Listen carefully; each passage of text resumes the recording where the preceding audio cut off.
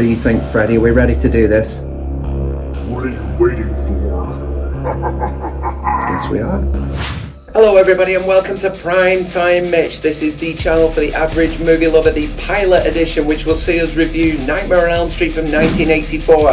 I'm Mitch Cassidy. I can't wait to start this journey with you guys. What better way to start today than with our guy Freddy Krueger.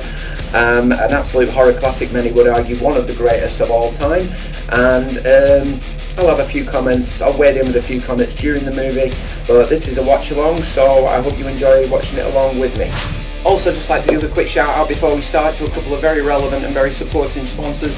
Geeky Illustrator. I bought a couple of things off Etsy from this guy, very talented. Just a couple of examples, you'll see a few examples on the wall at the back, but just some really simplistic designs of great movies, lots of different sizes as well.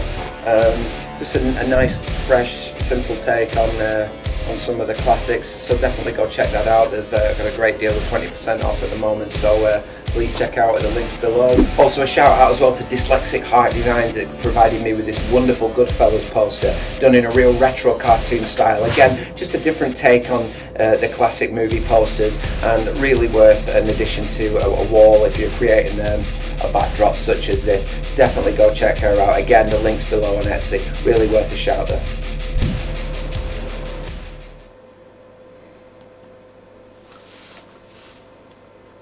I love that old New Line Cinema logo. So classic.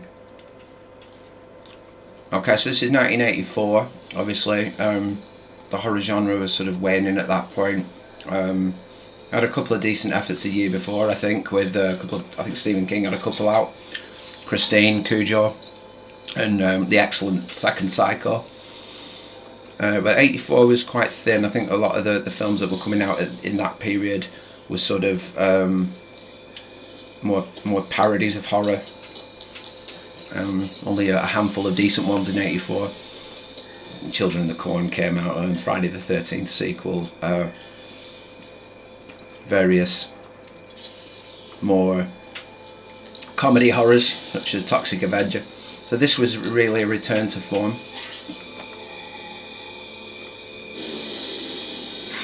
See that?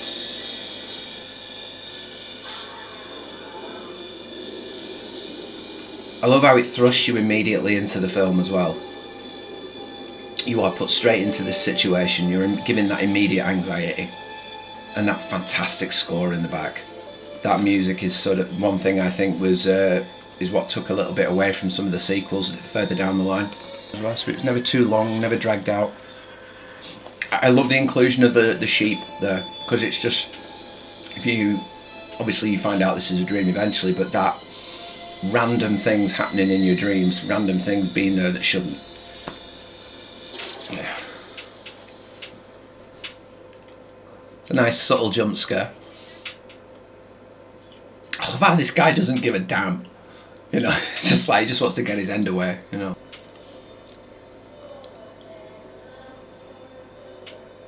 It's the iconic image of the children. Again, it's that innocence, you know, they're just innocent, but all wearing white, you know, there's innocent kids, and they're almost made to be quite ghoulish.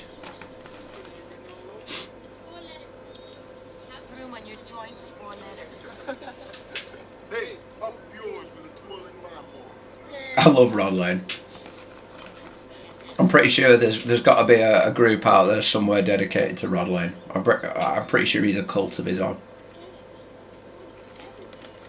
And Johnny looking about 11.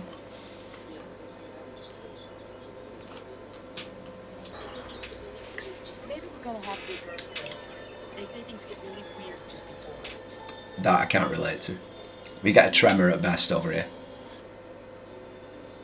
This is the bit I really enjoy from this film, because this made me think, oh, this is a bit sinister, this is a bit creepy. I really like that they're dreaming about the same things.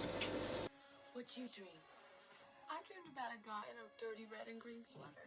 I love how he's like the protector of these two, like he's like the muscle. Boom!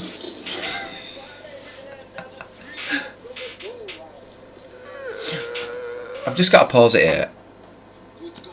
I always found that interesting how he made the screeching sound, and he quite obviously does it because he's dreaming the same things, and obviously he's making light of it. Again, there's only one person that's taking Freddie seriously at this point, and that's Tina. It's actually really cruel for him to do that kind of thing if he knows she's suffering the same stuff. But yeah, just interesting how he uses part of his own nightmare to try and terrify his girlfriend and his friends. It's quite twisted, but it's interesting just what level of worried these kids are at this point, and at the moment Tina is leagues ahead of the others, unless they're just disguising it very well. I'm presuming she's having the worst nightmares because Freddie plans on taking her out straight away. It's just like he's putting more effort into her than he is into the other three at this moment in time. He has a lot of metallic objects in his jacket.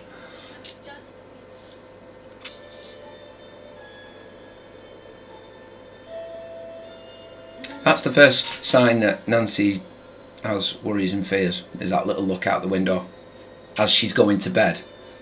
It's almost like, you know, here we go again kind of thing. No more nightmares for either one of us then. When did you have a nightmare?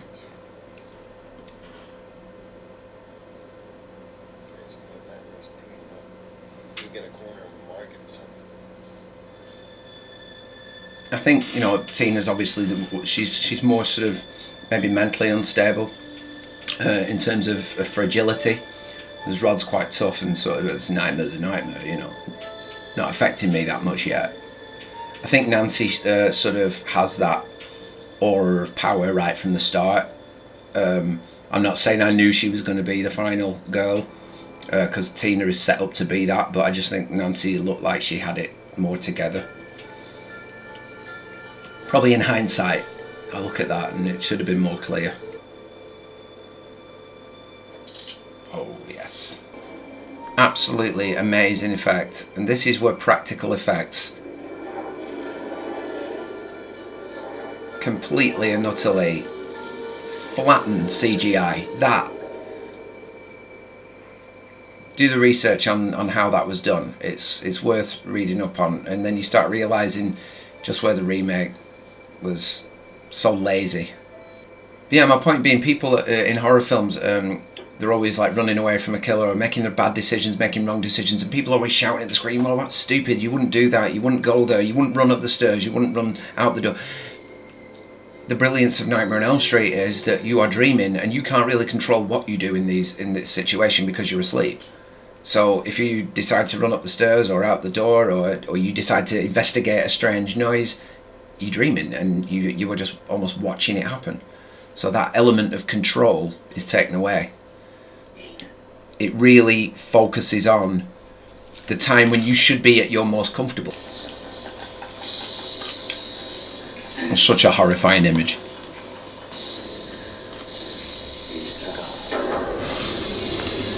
I love that run.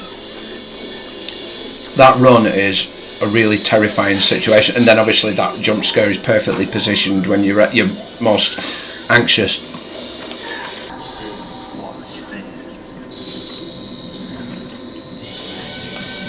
So many little subtle messages here, you know, like the long arms mean you just no way past and no way out.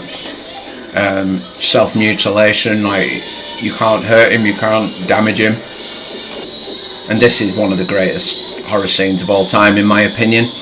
The rotating room obviously was inspired by Fred Astaire's Turn in the 50s, but I mean, that again, what a scene that is.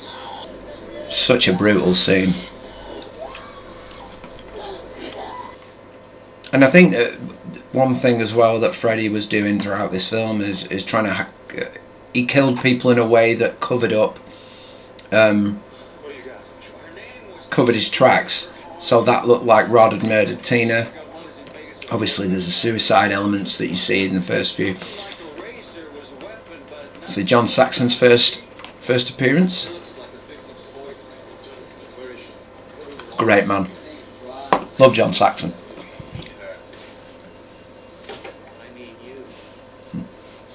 What was she doing there?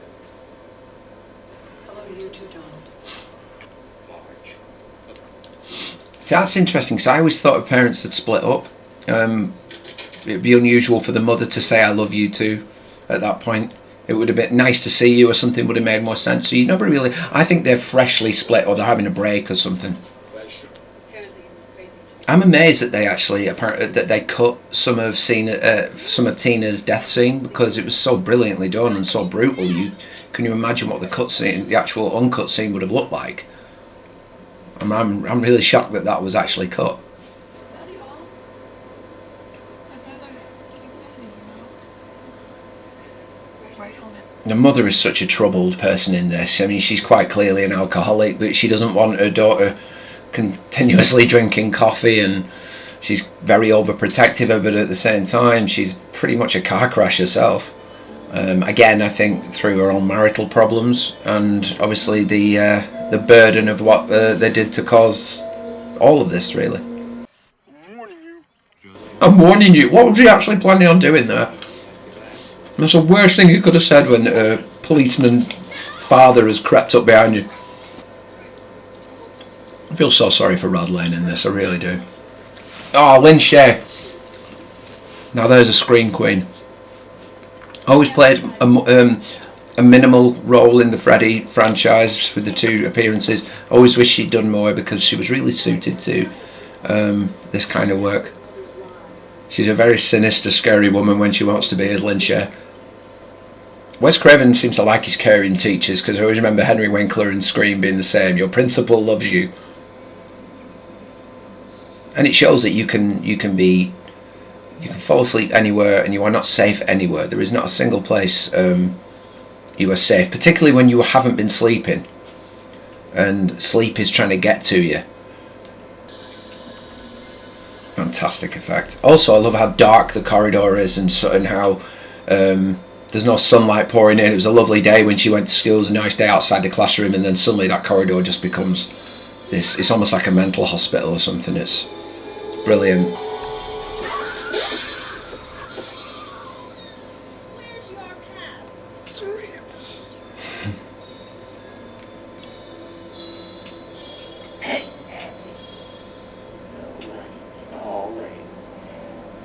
Again, another wonderful example of how people morph into other people, and they almost become sort of like a mirage. They're not real. That's another. They really used real dreams, or Wes Craven really used real dreams as his research in this. You can tell she can't help what's happening here, and that's why it's creepy. You know, you can't say don't go in there, walk back, because he'll get you there as well. He could walk back in that classroom and everyone could be gone, and he could be the only one there, as they did in number 4. The lighting here is fantastic as well.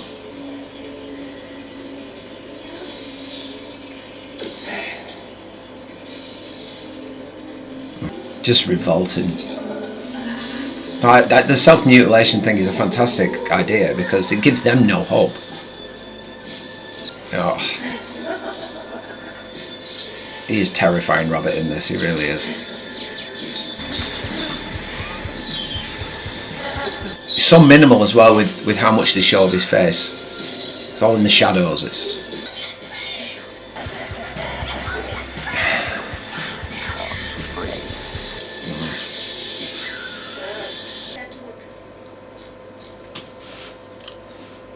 I think up to that point you sort of see that they don't really have control over what they're doing in their dream, but I think Nancy shows there that you can if you put your mind to it.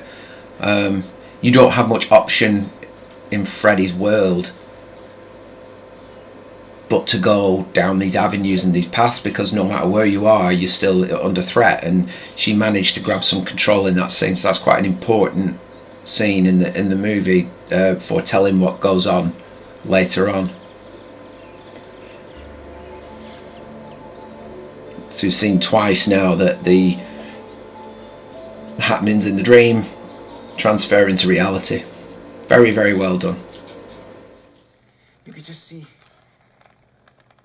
cuts happening all at once. Great realization coming up. 4 razors cutting at the same time. but invisible ones. I think Heather Langenkamp's facial expressions throughout her appearances in this franchise are really understated. She portrays that inner fear so well.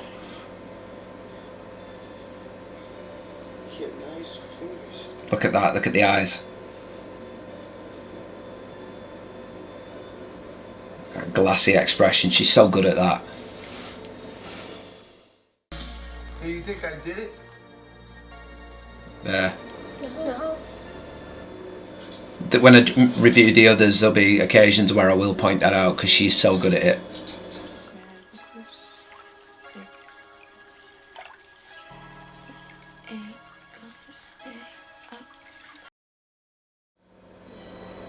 The fact that they all have that jump rope song in their heads, you know, they're aware of Freddie without really even knowing it. So Tina says at the beginning that old jump rope song. So how long that lore has been around, who knows? Nancy? What, Mother? Don't fall asleep in there. You could drown, you know. Oh, for Pete's sakes. It happens all the time. I've heated up some warm milk for you, honey. Warm milk. I love that. That's so... Again, you'd almost think she was 7 years old or something. That's how her mother is treating her, and that's how vulnerable I suppose they are now, and she realises that. Such an iconic scene. You only really remember the glove coming up from the water rather than you do the actual attack scene. It's really a teaser, this, I think. I think a lot of people usually point out that it's interesting she would be watching a movie of that kind when she's already struggling with horrors of her own. You'd think something more light-hearted might have made more sense. Happy Days on or something. Sometimes I wish you didn't live right across the street. You shut up. There's a real Romeo and Juliet feel to them, you know, climbing up the trellis at night to get in through the window, and them living on opposite sides of the street, and obviously both families not really in sync with one another.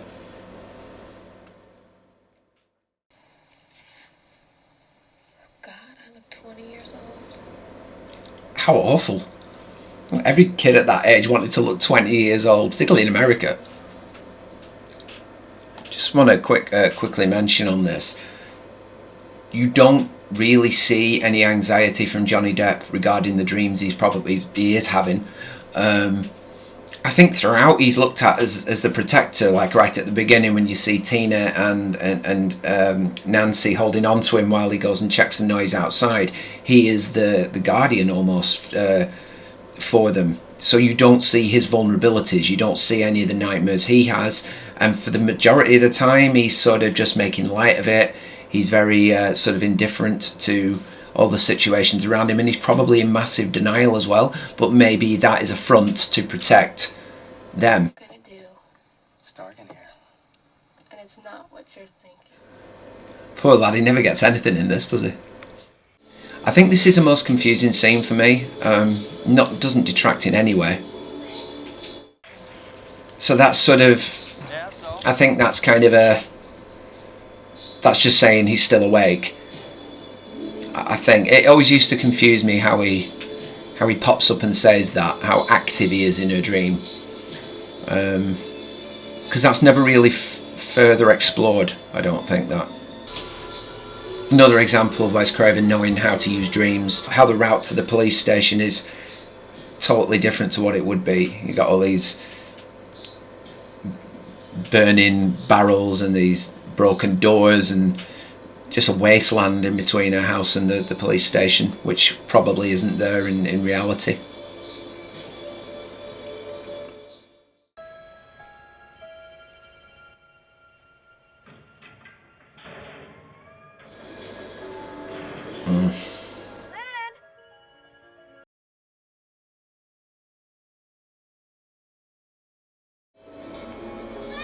So that reassurance is gone. He's now fallen asleep, so he's not responding. I get that. That's a great little effect as well.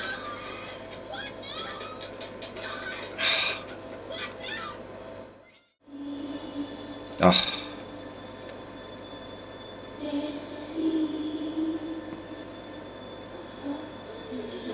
Oh, see, that gets to me. I hate centipedes and things of that ilk. Interesting how Tina's in the body bag and it's open, so it almost looks like the Virgin Mary, like a veil. So that innocence again is played on. Iconic scene, and again wonderful use of sort of dream imagination.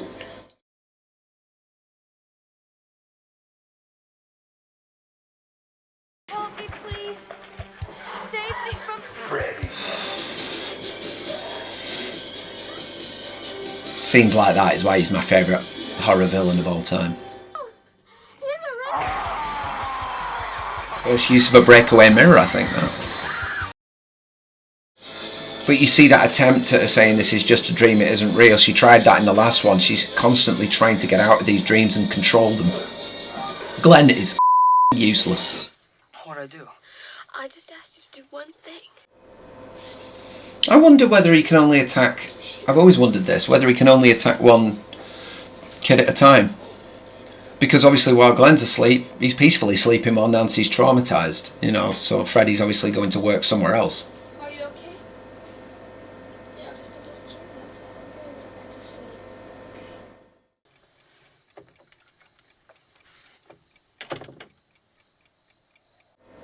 Great facial here again from Nancy.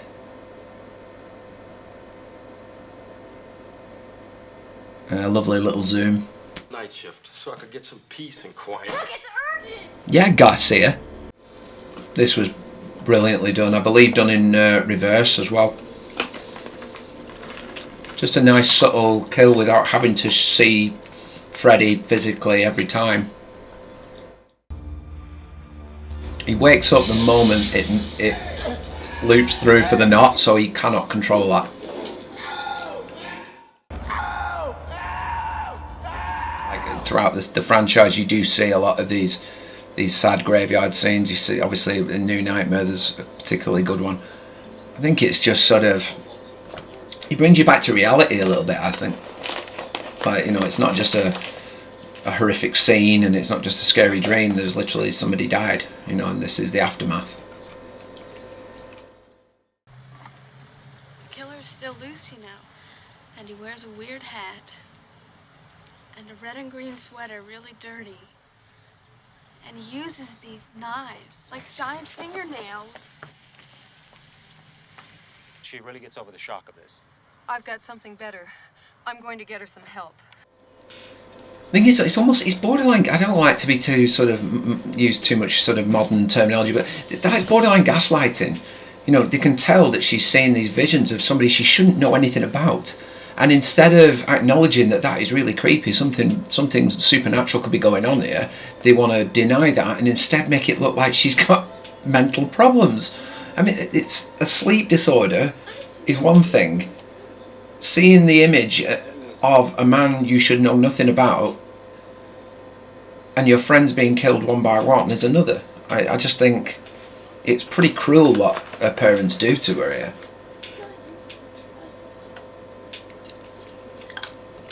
I understand trying to sort of work it out a little bit in terms of the sleep, but to make her feel like she's going crazy, which is effectively what they do.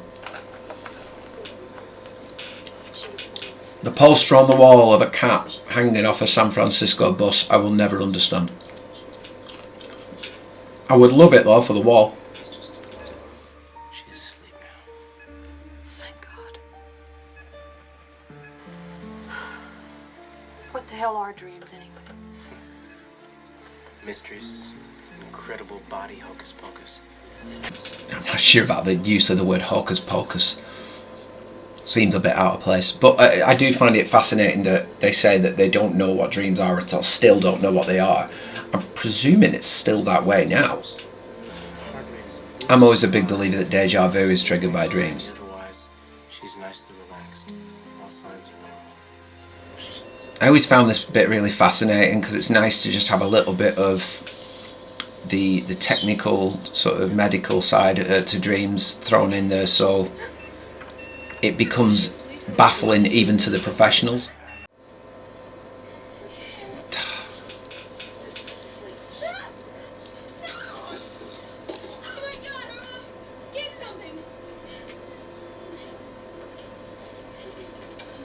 This is great. This is when you know you've got a real horror movie, when you see things like this. I brought something out from my dream.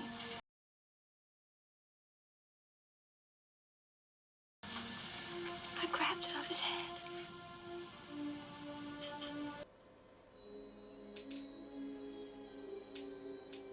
It's like throughout you're almost getting frustrated with her because she's constantly trying to say, explain this, tell me why this is happening, and they never do. They just remain in denial. This guy, he's after us in our dreams. But that's just not reality, Nancy. It's real, Mama. Feel it. Give me that damn thing. It even has his name written in it. Fred Krueger, Mom. Fred Krueger. I'm amazed he put his name in his hat as a full-grown man. When you get some sleep. Feel better? You call this feeling better? With you. Avoid everything happening to me by just getting good and loaded. The more I think about it, that probably would have worked. Believe me, I know. This is where she realises she's being gaslighted massively. This time, and you've been acting like it was something I made up. Nancy, you're sick. There's something wrong with you. You're imagining things. Blatant. You'll feel better when you sleep. The fact that she says you'll feel better, and she said you call this feeling better, to actually say you need to sleep after she's just watched her daughter come out of a dream having been asleep with her arm slashed to bits. I find that incredible. The parents' behaviour in this is shocking. It really is. Which again gives you more sympathy for the characters, the younger characters, which is what you want. Dream skills. Well, what if they meet a monster in their dreams? Then what? They turn their back on it, take away its energy, and it disappears. But what happens if they don't do that? Well, then I guess those people don't wake up to tell what happens. That's his crowning moment in this movie, Glenn. He doesn't realise how important what he just says is towards the end. Yeah. You're starting to scare me. I find it interesting how he says you're starting to scare me at the point where she's actually at her most composed. Whereas her mother,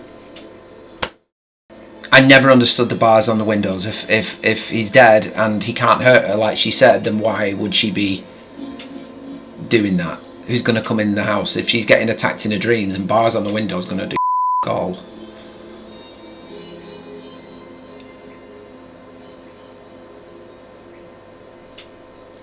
I always thought when the trellis was taken down that maybe she thought that Glenn was the problem. You know, I don't want him coming to your room and everything. It's just bizarre. You want to know who Fred Krueger was? He was a filthy child murderer who killed at least 20 kids in the neighborhood. Kids we all knew. Just a quick one here. There is a deleted scene, which would have been really interesting if they'd left it in, but it involves Nancy's mother telling her that she had a sister who Freddie got to. And I think that maybe that could have been left in because that would have given a bigger reason for Marge and Donald to be the sort of, to have the reasons they had to get rid of him, that they lost a child of their own. I think that leaving that in would have been interesting, but I guess they thought, you know, maybe that was a bit overkill. Glenn, Rod, Tina. They all had a brother or sister once. You too, Nancy. You weren't always an only child. Took gasoline, we poured it all around the place, and made a trail of it out the door. Then lit the whole thing up and watched it burn. Notice the sledgehammer in the shot there that she uses later.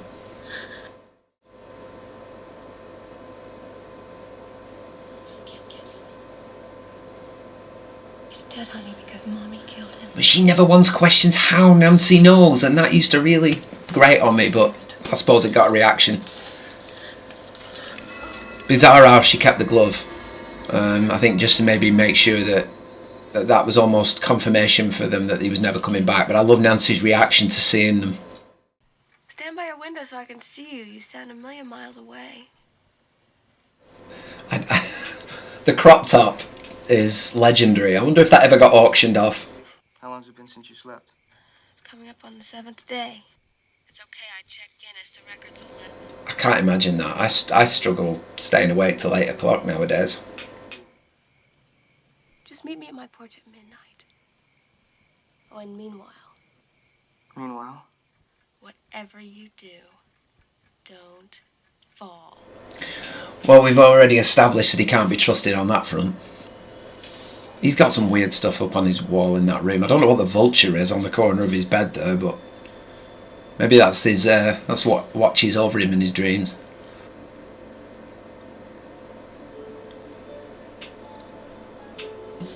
Strange how they have Rod in that picture, like they were a big tight-knit friend group, but really, I mean, Rod was quite estranged from that group, I thought he was on the outskirts. Him and Glenn didn't seem to get along, so it's interesting how they had that, you know, famous 5 picture up almost, you know, that showed they were really tight-knit. Glenn, you bad lad. Miss Nude America's gonna be on tonight. Oh, how can you hear what she's going to say? Did they ever have a Miss Nude America as a TV show? Somebody please tell me in the comments that is a thing. I think that kid is some kind of lunatic or something.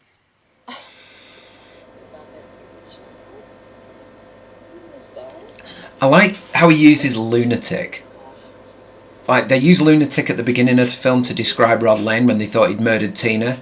So to say she's some kind of lunatic, it's almost like she's capable of the same. I think unhinged or unstable would have made more sense. So call her a lunatic was very, was a bit extreme, really.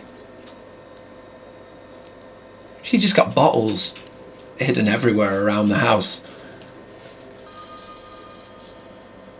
Oh, Glenn. I would have thought a TV back then, plugged in for that long, would burn right into your crotch if you had it there like that. But Glenn's asleep. You'll have to talk to him tomorrow. You've just got to be firm with these kids, that's all. you never really know about any of the other parents' involvement in what happened to Freddie all those years ago. You only know Marge and Donald were involved, so it's very likely Glenn's parents were as well, but they don't show any signs of any remorse or guilt or worry for what's going on. Although you do see a very agitated, probably repressed father there that might know something. I don't know.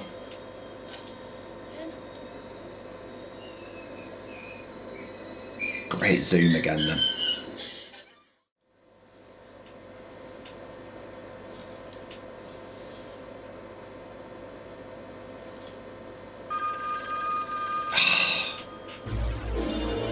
Fantastic sound effect there.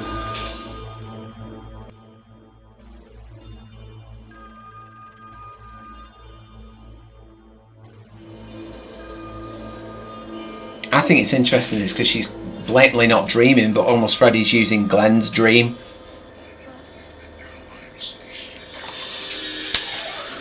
Yes. Oh. You know, as a Nightmare on Elm Street fan, I'm so proud of that bit. You know, that always gets people, really impresses people. That.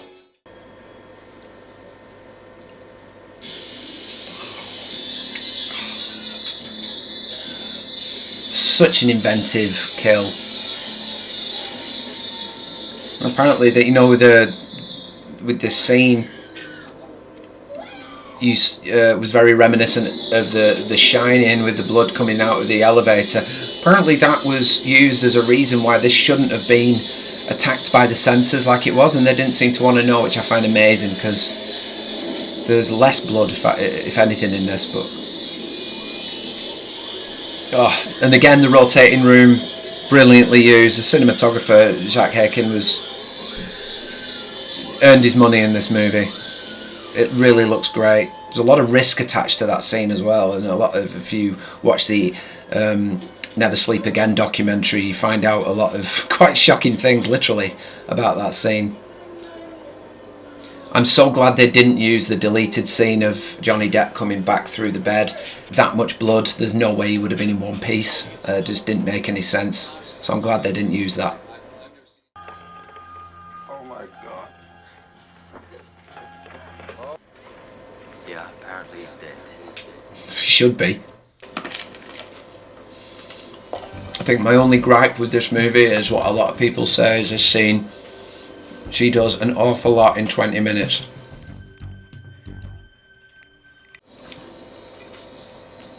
But if the film's strong enough and the story's strong enough, you can always overlook things like that, I think. That's such a brutal booby trap. Because you cannot avoid that. Door open, boom. Shattered ribs. That's your nature. That's your gift.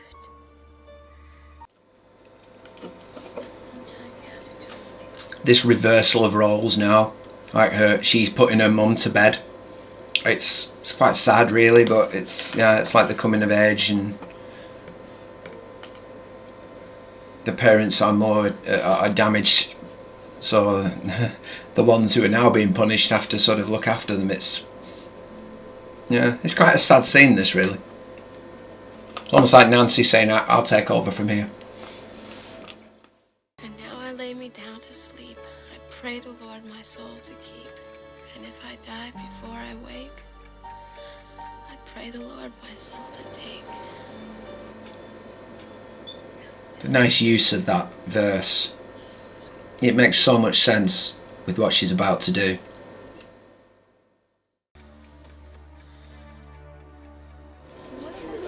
That's the iconic scene that's used in a lot of posters, that image of her sort of staring at the ceiling and then dropping asleep. Both of those stills are used.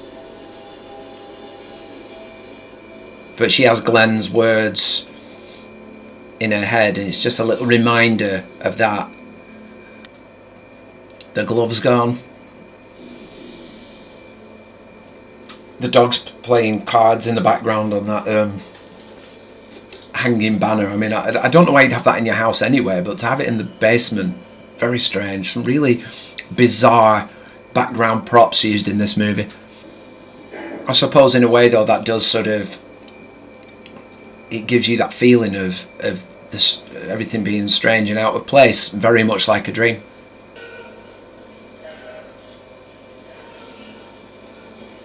She's hearing the past screams of the victims as well.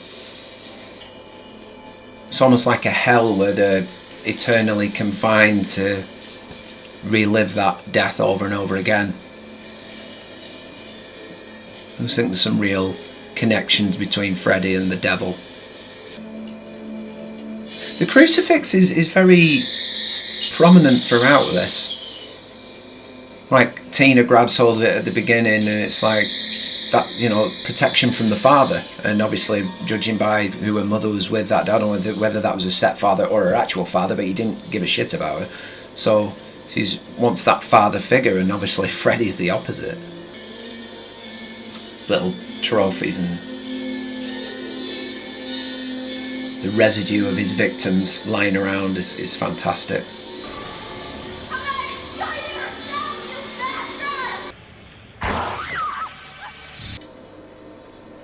You never see like a close-up of Freddy chasing her or anything. He's always in the background coming after her, so you always see it from her perspective.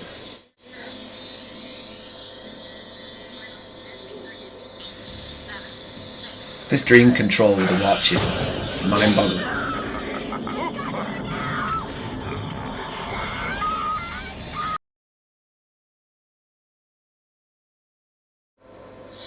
You can still see the police flashes outside, which makes you know that you're in the real world, because there was none when she landed on the trellis during the dream.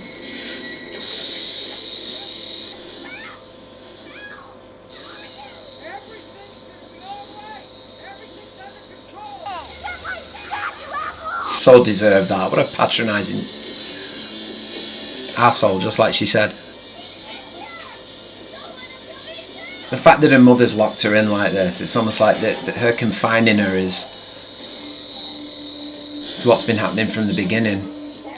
She's imprisoned by her parents' actions.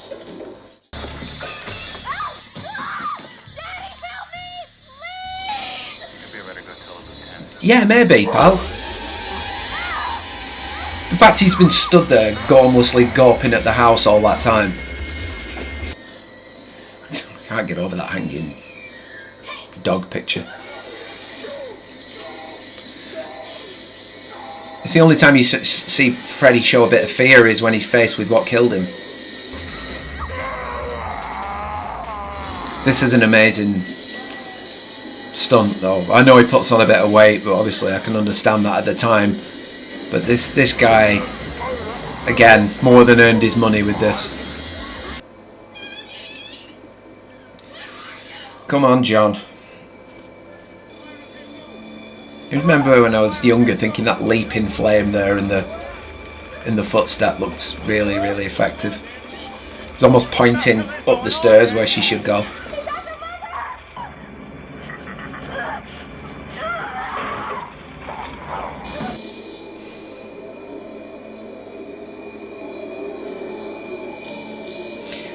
The lifting of the arm always used to creep me out a little bit, like was she still alive at that point? I mean,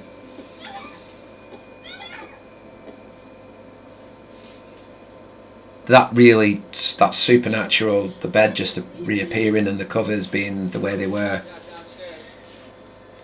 I always remember thinking that that's got to be the last straw for actually starting to believe her.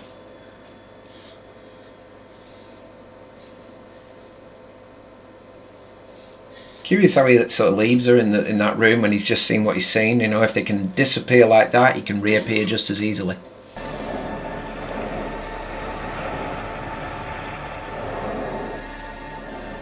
know you're there, Freddy. That's the first real look we get of Freddy, and that is a great, great image. I know you too well now. I take back every bit of energy I gave you. You're shit.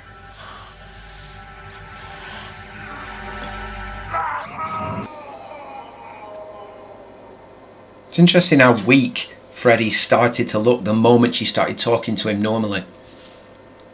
Now this bit divides everybody. They say you bottomed out when you can't remember the night before. No, baby, I'm gonna stop drinking. I just don't feel like it anymore. This fog? Oh, I believe anything is possible. Bye. Looking good, girl. What's going on? Hey, I'm not doing it.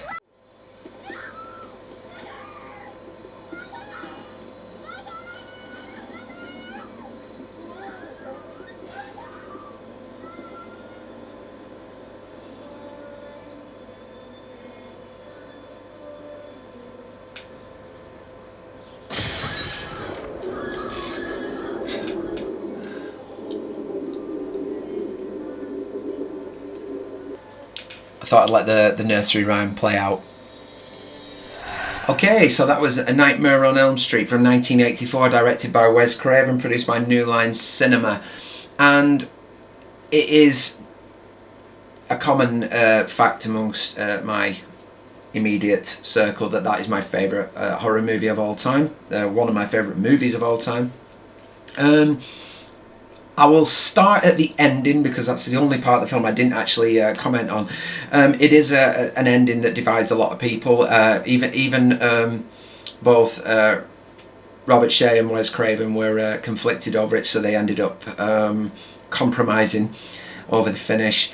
I think Bob Shaye wanted the hook at the end to set up something further, whereas Wes was happy to see it play out with the jump rope.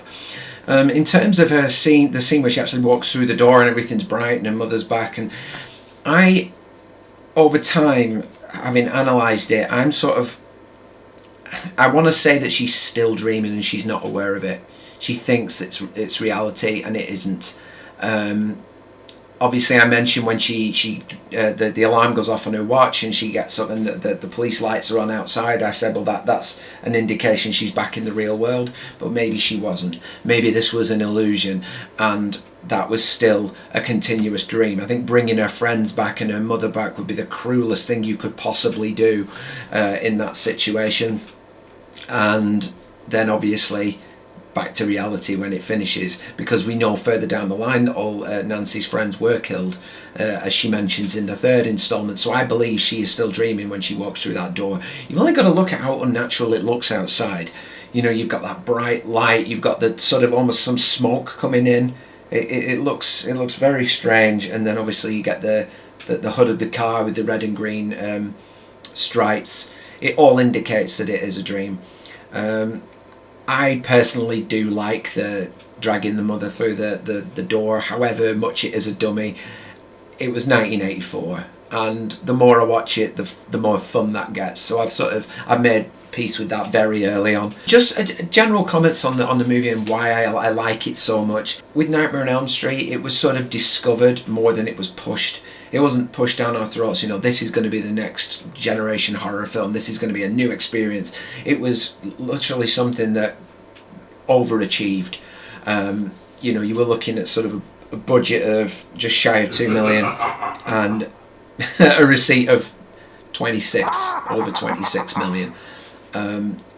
That just shows that it was an organically successful movie. I think because of how everything had become so cliched over time, that it was nice to have a fresh new take, where it was a slasher but it was supernatural, a supernatural slasher. There were elements of Friday the 13th which suggested that, certainly further down the line anyway, but this was right from the off. Immediately you had to suspend that disbelief. So it was very different. Also as well, we weren't seeing a bunch of teenagers punished for getting off in positions of authority like we did in Friday the 13th.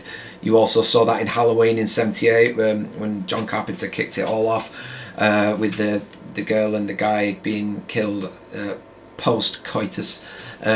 This time it's not the kids being punished, rather the parents being punished because of what they did. So the kids do bear the brunt of the attacks, but it is because of the parents. So that was an unusual take and a bit of a twist on what was almost becoming compulsory for horror films at that time. The idea, I think, I know Sean Cunningham was mentioned to Wes Craven. I know he was involved in this movie as well. He had a part to play with the porridge staircase, but he said there's nothing scary about dreams because they're not real.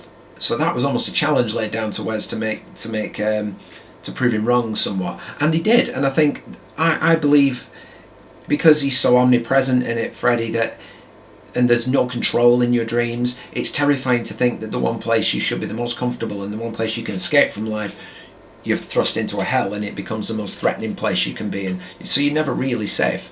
I think that's a great premise for any horror movie, and really that's why it was so successful. I think people could relate to having a nightmare, but to almost have a nightmare be a threat to their life is something totally different. I think as well, Freddy, throughout his behaviour, we talked about the self-mutilation. I think there's a Freud comment out there that says the sadist is always at the same time a masochist. You know, he was showing that he can hurt himself and it doesn't affect him, so how the hell have you got a chance? And this is what I'm going to do in return, and it will affect you. So I think that was a great sort of hopeless, a feeling of hopelessness injected into those kids when they saw him cutting off his own fingers, slicing up open his own abdomen. You know, there's no way I can kill this guy. And obviously Nancy finds the strength. We see her grow and develop throughout. Obviously this is aimed at older kids, so there's that paranoid anxiety that you start developing through your teens as you're going through puberty and you're growing up. So I get why they used kids of that age. Obviously the horror films had done that prior, so that was nothing new. But Nancy, I feel, is my favourite final girl of all time. If I do a ranking the final girls, she will be number one. I'm going to tell you that now, just because I feel like she's the grittiest and the toughest final girl. She's very much, I don't think she's close to, she's not a Jamie Lee Curtis style final girl. I think Jamie Lee was very much sort of terrified throughout the majority of the first two. It was only in the later stages she toughened up and realised, you know, I've been through all this, I need to destroy him, kind of thing. For the majority of the first two, she's just a frightened woman trying to survive, which that's just as good. But I think with Nancy, she was sort of more close to Ripley, to Sigourney Weaver's character in Alien, in the sense that she faces it head on. She beckons Freddy to come on Freddy, come on Freddy, when he's coming through the living room, and she's beckoning him, and then of course she runs and directly jumps and attacks him outside in the garden at the end of the dream sequence. So she really faces him, and then of course at the end she turns her back on him, says the things she does. She even turns to face him, looks him directly in the eye. That's why I think she's the greatest final girl, because she had to really suspend fear and find a way of killing what looked to be unkillable. So yeah, that's why I think Nancy's an incredible character. I think the whole premise of the film is wonderful. You're never really quite sure at any point, and it's explored in the further film, you're never quite sure when it's a dreamscape and when it's real. And I think forcing an audience to sort of question themselves is one of the best parts of creating horror. Best kill, it's got to be Tina's. Tina's sequence is incredible, and a real triumph for cinematography. The rotating room was a wonderful idea, used twice in the same movie. Again, I mentioned it was inspired by Fred Astaire's Dancing Royal Wedding in 1951, but used to real effect, so that's definitely the best kill for me. If I was going to go worst kill, probably Nancy's mother. I think it's simple, burned her into the bed basically. I thought it was a bit creepy how her arm raises at the end, like she's like almost still alive. But yeah, there's not really any worse kills in this. I just think, you know, if I was going to rank them, that would be top and bottom. What the fuck? Mitch, please. I have to say I have to agree with many when it comes to the booby trap scene. That would have taken half an hour. She manages to put her mother to bed, have a little monologue with her, put all the booby traps together, and get herself to sleep in 20 minutes. Yeah, probably that's the most far-fetched, I think, part of the movie. But other than that, I think it's a brilliant production, and it will forever remain my favourite horror movie of all time. Thank you very much for watching my pilot edition movie reviews for the average movie lover. I'm Mitch Cassidy. This is Primetime Mitch. Please smash a like and a subscribe down below. Please leave your comments. Let me know what you think of this movie. If you disagree or agree with anything, wonderful. I love a debate. I will catch you soon. Thank you. This has been Primetime Mitch.